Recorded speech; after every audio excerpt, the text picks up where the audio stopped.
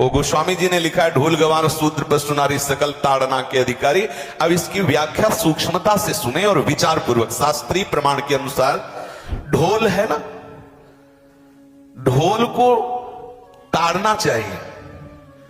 ताड़ना मतलब उसको ठपाक चाहिए, और बेताल नहीं। शास्त्र सिद्धांत के अनुसार, संगीत शास्त्र के अनुसार तभी वो राग प्रकट कर पाएगा, तभी वो बजेगा। ढोल को हाथ जोड़ के बोलो कि साहब आप बज जाएं, नहीं बजे, उसको ताड़ना चाहिए।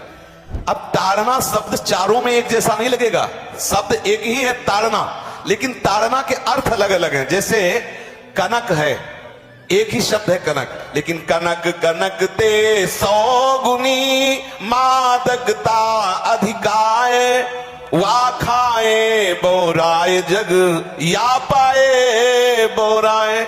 बोले कनक ही शब्द है। जैसे ताड़ना शब्द का हम प्रयोग केवल वही समझे कि ताड़ना देना ही नहीं, उसका अर्थ अलग अलग है। जैसे कनक शब्द है, कनक को सोना भी कहते हैं और कनक को धतूरा भी कहते हैं। कनक को धतूरा भी कहते हैं। एक कनक है जिसके खाने से बावरा हो जाएगा, और एक कनक है जिसके पाने से बावरा हो जाएगा। कनक शब्द एक ही है, लेकिन दोनों का अर्थ अलग अलग हो गया। ऐसे ही ढोल में ताड़न का तात्पर्य है उसको पीटना, लेकिन वो शास्त्रीय संगीत के आधार पर उसको ताल देना। ताल देने से ही वो राग प्रकट करता है, आनंद की उमगन करता है, ना कि प्रार्थना करने से। समझ रहे हैं? अच्छा, गंवार, गंवार कहते हैं विवेकहीन पुरुष को।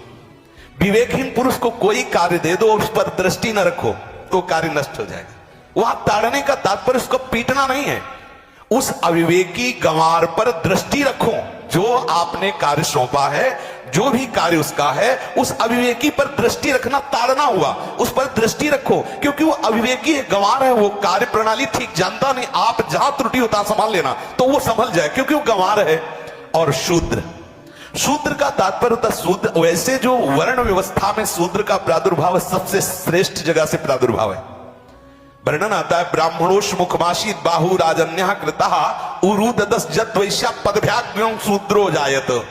भगवान के श्री चरणों की ही वंदना होती है प्राय। आपने देखा सबके श्री चरणों की, और शूद्रों का प्रादुर्भाव श्री चरणों से हुआ है। कोई ऐसा न समझे कि शूद्र का मतलब निकृष्ट होता है। यहां शूद्र का तात्पर्य, जब से किसी से कहते हैं कि शूद्रवत आचरण करता है, मतलब शास्त्र विरुद्ध, सदाचार के विरुद्ध आचरण करना, शूद्रवत आचरण की तरफ संबोधन किया जाता है। यहां कहा गया कि शास्त्र की सम्मति, शास्त्र के शासन के अनुसार आचरण हो, सदाचार परायण हो। शास्त्र जिसके लिए जो विधान करता है, शास्त्र शासन स्वीकार करना, यहां शूद्र के ताड़न की बात कही गई। यहां शूद्र ताड़न का तात्पर्य डंडे से प्रहार करना नहीं, समझना।